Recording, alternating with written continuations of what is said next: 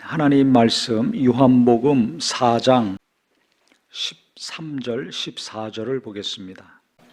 예수께서 대답하여 이르시되 이 물을 마시는 자마다 다시 목마르려니와 내가 주는 물을 마시는 자는 영원히 목마르지 아니하리니 내가 주는 물은 그 속에서 영생하도록 솟아나는 샘물이 되리라.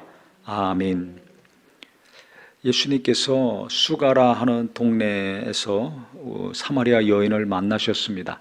우물가에서 만나셨는데요, 이 여인에게 물 좀 달라고 했습니다. 그때 이 여인이 깜짝 놀랐습니다. 사마리아 사람이었기 때문에 놀란 것입니다. 왜냐하면 사마리아 사람들, 유대 사람들이 만나서 대화를 안 했습니다. 완전 차별을 했거든요. 남북으로 나눠졌을 때 북쪽 이스라엘의 수도가 사마리아였죠. 남쪽은 수도가 예루살렘이었습니다. 국호는 유다였습니다. 그렇기 때문에 이 우상을 섬겼던 사람들, 또 많은 전쟁을 통해서 피가 섞이고 해서 이 남쪽 유다 사람들은 특히 우상을 섬긴 이 북이스라엘 사람들, 그 성전이 있었던 수도인 사마리아 사람들 아주 싫어했습니다. 만나지도 않고 대화도 안 했습니다. 근처도 가지 않았습니다. 돌아서 다녔습니다. 그런데 예수님이 그 한복판에서 사마리아 여인하고 대화를 하시는 겁니다. 나중에 제자들이 와서 이걸 보고 깜짝 놀랐죠. 왜 사마리아 사람하고 대화하십니까? 우리가 차별하는 사람이 있습니다. 싫어하는 사람이 있습니다. 상종하기 아주 싫어하는 사람들이 있죠. 그 사람들한테 예수님은 가시고 만나시고 대화하셨습니다. 나는 함께하기 싫은 불의의 사람들 있다면 깨닫고 생각을 좀 바꾸기 바랍니다. 내가 대화하기 싫은 사람들이 있습니까? 정치적인 이념이 달라서 아니면 추구하는 것이 달라서 너무 싫어하는 사람이 있어요. 극단적인 사람들이 양극단에서 서로 비난하고 욕하고 계속 갈등을 유발합니다. 서로 자기 편 끌어들이려고 힘씁니다. 이 성경을 잘 보면 극과 극에 있는 사람들이 예수님을 만나면 하나가 됐습니다. 이 사마리아 사람들, 유대 사람들 싫어했어요. 그런데 예수님은 같습니다. 아브라함과 다윗의 자손입니다. 유다 지파의 자손입니다. 그 문화 가운데서 어려서부터 청년 때 이르기까지 30년 동안 자라셨는데 그 벽을 깼습니다. 부모한테 받은 영향, 또 내가 자라면서 받은 많은 영향 때문에 내가 갖고 있는 가치관, 관념, 습관, 많은 것들이 형성이 되어 있습니다. 우리가 성경을 보면서 그것이 하나하나씩 성경적인 것으로 바뀌어야 됩니다. 그런데 예수 믿으면서도 아주 극도로 혐오하고 싫어하는 불의의 사람들이 있는 경우가 있습니다. 목사님들도 그런 경우가 있어요. 그게 참 이해가 안 가죠. 평소에는 모르겠는데 이 선거 때가 되면 그게 갑자기 확 드러납니다. 이상해요. 자기가 원하면 원하는 대로 소신껏 찍으면 되는데 그 속내를 감추질 못합니다. 그것을 막 펼쳐냅니다. 주장합니다. 흥분합니다. 열을 냅니다. 누군가를 깎아내립니다. 그 사람 찍으면 나라가 망한다고까지 합니다. 무슨 나라가 망합니까? 누가 되든지 지금은 나라가 평안합니까? 항상 어지럽지 않습니까? 저도 누군가를 찍었다가 잘못 찍었다 후회한 적이 있어요. 어떤 경우는 정치하는 친구가 있는데 그 친구는 더 후회하더라고요. 자기가 속한 당의 사람이 대통령이 됐는데도 몇 년 있다가 너무 잘못하니까 후회하는 거예요. 어떻게 저럴 수가 있냐. 이럴 줄 몰랐다. 이런 말이 나올 정도니까 일반 국민들이 생각할 때는 말할 것도 없죠. 제가 항상 말씀드리지만 우리 예수 믿는 사람들이 누군가에 대해서 지독히 미워하거나 반대하거나 싫어한다. 내가 회개해야 돼. 내가 뭔가 잘못되어 있는 겁니다. 그걸 깨야 되거든요. 근데 쥐어쥐어 하면서도 그걸 못 깨고 더 견고히 하는 불의의 사람들이 있습니다. 이 사람들은 멀리 해야 됩니다. 이 사람들은 반드시 사고를 칩니다. 언제 그것이 드러날지 모르는데 드러나서 어려움을 줍니다. 내가 그런 사람 되지 말아야 됩니다. 예수님 제자들 중에도 열심당원이 있습니다. 이 독립운동하는 사람이에요. 로마의 지배하에 있었기 때문에 테러하고 암살하고 독립운동하는 거예요. 이스라엘에서 입장에서는 얼마나 훌륭한 사람입니까? 애국자 아닙니까? 그러면 이스라엘 백성들 입장에서 보면 이 세리마태 이 매국노입니다. 세금 걷어가지고 로마에 갖다 주는 거 아닙니까? 매국노라고 취급했어요. 죄인이라고 취급했어요. 아주 인식이 안 좋은 직업이었습니다. 그런데 열심당원 시몬과 세리마태가 예수님의 제자가 됐습니다. 만날 때마다 싸웠습니까? 누가 나라를 생각하고 사랑하는 사람이냐? 누가 애국자냐? 이런 거 따지지 않았습니다. 이게 바로 예수 안에서 하나 되는 겁니다. 우리가 잘 생각하셔야 됩니다. 그래서 저도요, 신앙생활하면서 누군가에 대해서 너무 싫어. 야, 어떻게 저럴 수가 있냐? 너무 싫어. 아주 꼴보기도 싫어. 그런 사람들이 있습니다. 그런 부류가 있습니다. 그러면 처음엔 그런 반응을 하다가 성경을 보고 가만히 예수님을 생각하면 결국은 뭡니까? 하나님은 죄가 잘못됐다는 걸 깨닫게 하시죠. 지금도 보세요. 사마리아 그 동네도 안 가는 게 당연한 거야. 지금까지 그렇게 살았어.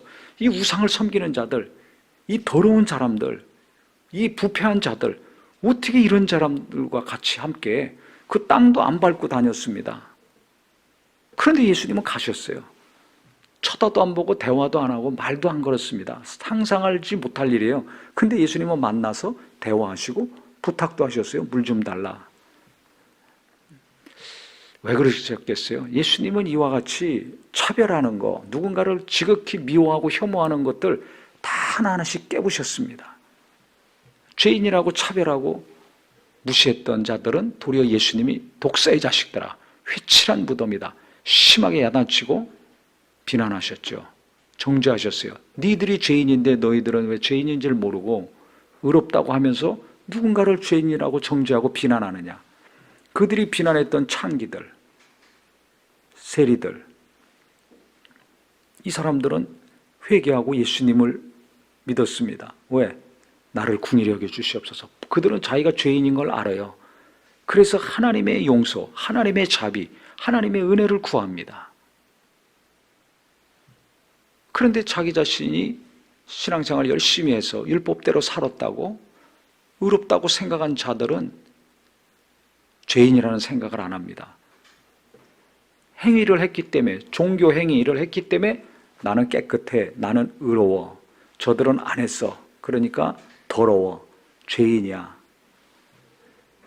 차별했죠. 무시했습니다. 혐오했습니다. 항상 아래로 봤습니다. 그런데 결국 예수님 오셨을 때 주님은 죄인들과 함께 하셨어요. 그래서 하도 세리들과 같이 해서 식사도 하고 대화도 하고 하니까 뭐라고 비난합니까? 어찌 너희 선생은 저 죄인들과 같이 먹고 마시고 저렇게 즐거워하느냐? 그때 예수님이 그 소리를 들으시고 뭐라고 하셨습니까? 의사가 건강한 자에게는 필요 없다. 병든 자에게 의사가 필요하지 않느냐? 나는 죄인을 불러 회개시키러 왔다고 하셨습니다.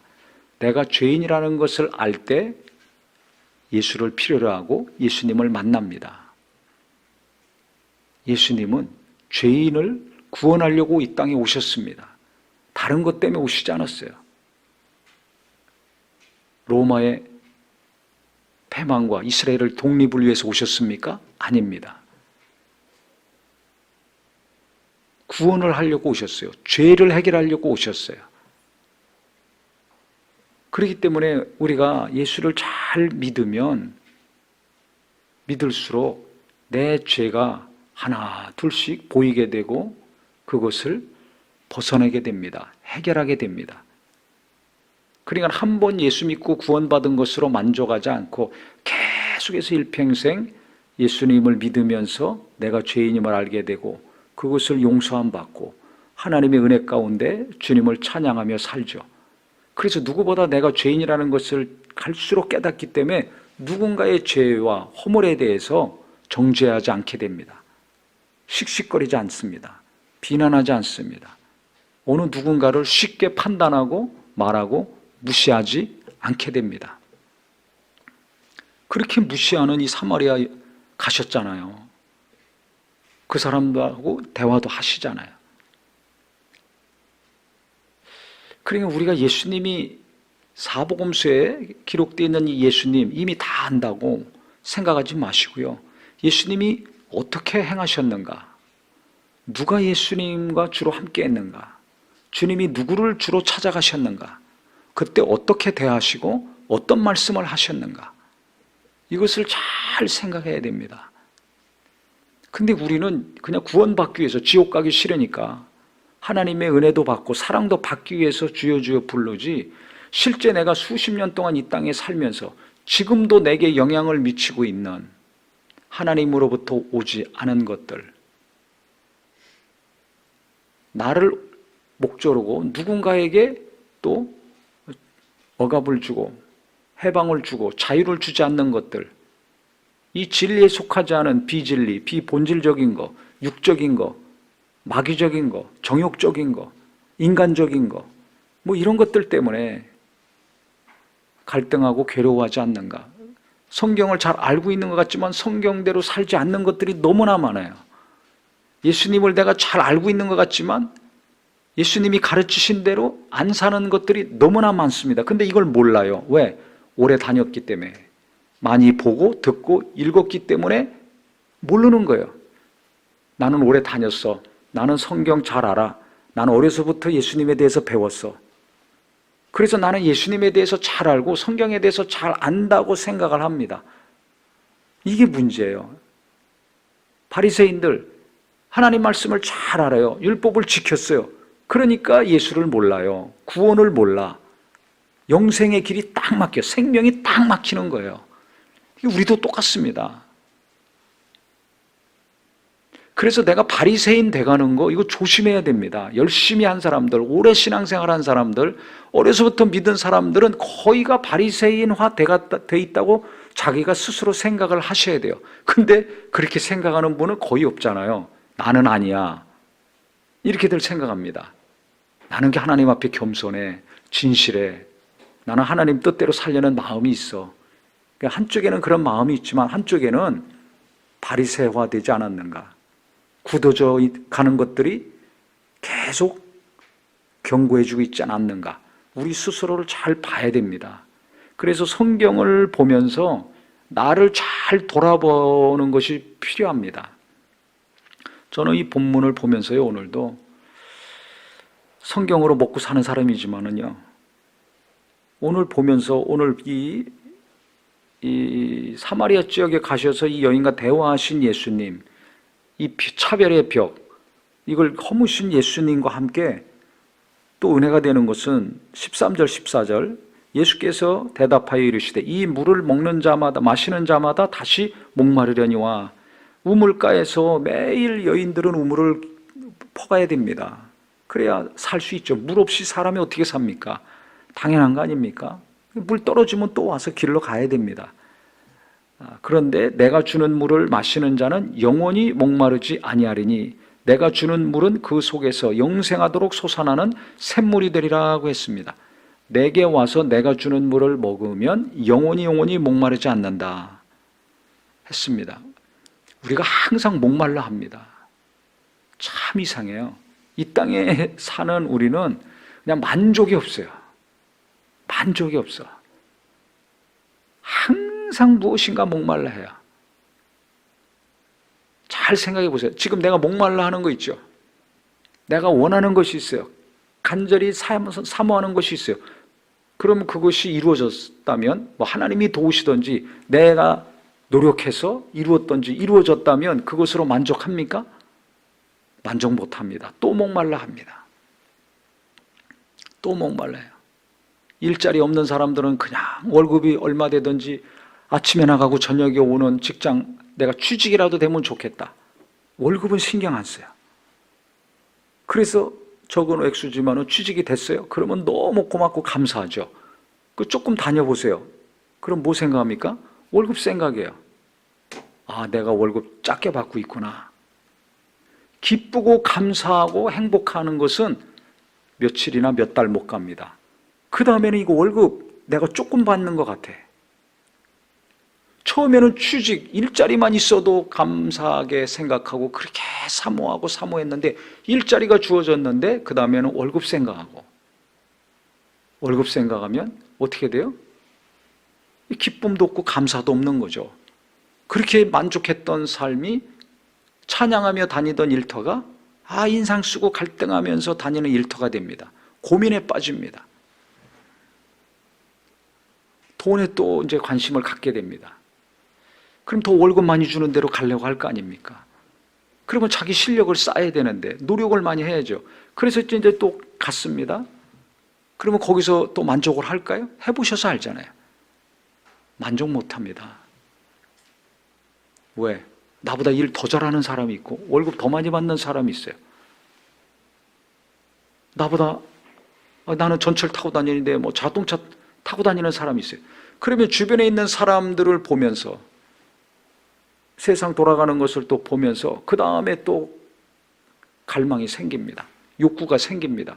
이게 사람이 살면서 당연한 것 같지만 그거 다 해보세요. 이것도 하고 저것도 하고 이것도 취하고 저것도 취하고 하면 괜찮을까요? 만족하고 감사하고 평안하게 살까요? 절대 그렇지 않습니다. 절대 그렇지 않습니다. 이 세상에 눈에 보이는 모든 것은 또 목마르게 합니다. 저는 이 말씀이요 볼 때마다 은혜가 되는 것은 왜냐하면 주님은 우리에게 영원히 목마르지 않는 삶을 주셨거든요. 내게 와서 내가 주는 물을 먹는 자는 영원히 목마르지 아니하리라. 그러면 예수 믿고 예수님의 생명을 공급받는 자는 목마르지 않는 삶을 살아야 되잖아요. 즉 아쉬움이 없고 답답함도 없고 만족하는 삶, 기뻐하는 삶, 안정된 삶을 살아야 된다는 거 아닙니까? 근데 현실은 내가 안정된 삶을 못 살잖아요. 숨 막히고 답답하고 맨날 뭔가 모자라서 헉헉거리고 살아요. 그러면 이게 뭐냐 이거죠. 그럼 예수님 믿는데 예수님의 생명은 어디로 갔을까요? 이 질문이 나올 수밖에 없는 거예요. 그럼 성경이 잘못된 겁니까? 아니잖아요. 그럼 누가 잘못된 거예요? 예수 믿는 내게 어떤 문제가 있는 거 아닙니까? 예수님은 지금도 생명을 주고 계신데 풍성히 계속해서 부어주고 계신데 인자가 온 것은 양들로 생명을 얻게 하고 더 풍성히 얻게 하려 하심이라고 말씀을 하셨습니다. 영원한 생명, 구원과 함께 풍성한 생명을 계속해서 주시는데 왜 나는 뭔가 모자라고 부족해서 계속 괴로워하고 갈등하고 고민에만 빠져 있는가? 심하면 우울증에 걸려 있는가? 왜 멀쩡한데 기운 쭉 빠져가지고 아무것도 못하고 있을까요? 누가 문제입니까? 예수님이 문제가 아니잖아요. 하나님 말씀은 다 이루어지는 거 우리가 알지 않습니까? 그럼 뭐가 문제입니까? 내가 문제인데 그럼 나의 어떤 것이 문제입니까? 예수님으로 말미암아 은혜도 받고 생명도 얻고 위로도 받고 기쁨도 얻고 정말 만족이 넘쳤었는데 우리는 목마른 것을 또 쳐다보고 갈망해요. 그러니까 내가 이 땅에 눈에 보이는 어떤 것을 향해서 갈망하고 사모하고 뜨거운 마음을 갖고 관심을 갖는 분량만큼 주님이 내게 주신 생명은 쭉 풍선에 구멍이 나면 바람 빠지듯이 빠져나가는 거죠. 그래서 그걸 향해서 열심히 다름질합니다. 기도도 합니다. 그런데 뭔가 채워지지 않아요. 채워져도 만족이 안 돼. 왜냐하면 바람이 빠져 있는 걸 몰라요. 구멍이 나 있는 걸 몰라요. 그렇기 때문에 주님이 주신 은혜가 빠져나가지 않게 하려면 주님이 주시는 생명이 계속 내 안에 머무르고 계속 넘쳐나기를 원한다면 시도 때도 없이 우리가 예수님으로 생명이 넘치는 삶, 예수님의 말씀으로 위로받고 힘을 얻고 인도함 받는 것이 지속이 돼야 됩니다. 그래서 말씀의 묵상이 중요합니다. 그냥 듣고 은혜 받고 오늘 설교 은혜 받았어. 이걸로 끝나면 안 돼요. 성경 보면서 뭔가 내게 하시는 말씀이야 감동만 받고 끝나면 안 되고, 그 은혜 받은 말씀 감동이 강하건 약하건 뭔가 하나님이 감동하신 그 내가 알잖아요. 성경을 읽다 보면. 그러면 그거 기록을 하고 묵상을 해야 됩니다. 계속 거기 멈춰야 돼요. 그 다음으로 넘어가지 마세요. 그래서 성경 읽을 때 쭉쭉쭉쭉쭉 내용을 알려고 전체적으로 속도 있게 보는 것과 함께 몇 구절을 보든지 그 감동이 된 말씀 붙들고 묵상하는 시간이 꼭 필요합니다. 한 구절에서 은혜 받았으면 그 다음 절로 넘어가지 말고 거기서 멈추셔야 돼요. 그래서 계속 그 말씀 생각해야 됩니다. 근데 우리가 살다 보면 또 일을 해야 되잖아요. 그 잊어먹잖아요. 그 자기가 알죠. 은혜가 지금 약하고 주님의 생명이 약해졌다는 거 내가 알잖아요. 벌써 평안이 없고 갈등이 없고 감사가 없고 기쁨이 없으면 생명이 약해진 거예요. 은혜가 약해진 거예요. 뭔가 구멍이 뚫린 거 아닙니까? 그러면 그때 빨리 내가 기도하고 성경 말씀 생각하고 묵상을 해야 됩니다. 말씀 묵상을 또 해야 됩니다. 그래서 성경을 지속적으로 읽으라는 것은 뭐 몇 장 읽고 몇 독 읽고 몇십 독 읽어라 이게 아니라 하나님 말씀 한 구절을 보든지 몇 구절을 보든지 길게 보든 짧게 보든지 그때 주시는 말씀, 그날 하나님이 내게 주시는 말씀이 있어요. 그 말씀을 받아서 묵상해가지고 빵꾸난 구멍 떼어야 된다는 겁니다. 빵꾸난 거 떼우셔야 돼요. 구멍난 거 떼워야 돼요. 근데 구멍은 여기저기 뚫려 있는데 모르고 계속 기도하든지 뭐 주시옵소서 하고 나는 또 어떤 것에 그냥 목말라 하면서 계속 그거 사모하면서 열심히 살려고 해요. 그러니까 은혜는 받는데 어느 순간 없어져. 구멍이 난 거 몰라가지고.